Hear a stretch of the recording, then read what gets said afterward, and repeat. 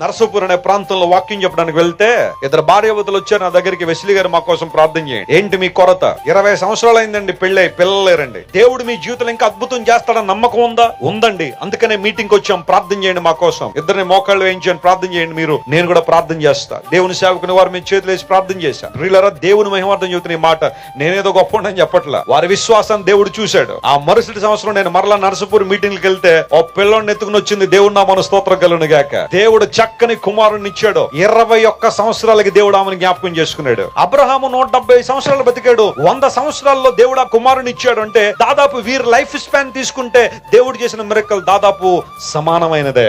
10 సంవత్సరాలైన Wesley గారు 12, 13, 15, 16 ఎన్ని సంవత్సరాలైనా అవనే దేవుడిని జ్ఞాపకం చేసుకుంటే నీ గర్భాన్ని తెరవడానికి ఆయన సామర్థ్యం కలిగిన వాడు. హల్లెలూయా. భార్య భర్తలు ఇద్దరు కలిసి ప్రార్థించండి. దేవుని సన్నిధిలో మోకాళ్ళేసి ప్రార్థన చేయండి. దేవుడు మీ జీవితంలో అద్భుతం చేస్తాడు, ఆశ్చర్యకార్యం జరిగిస్తాడు.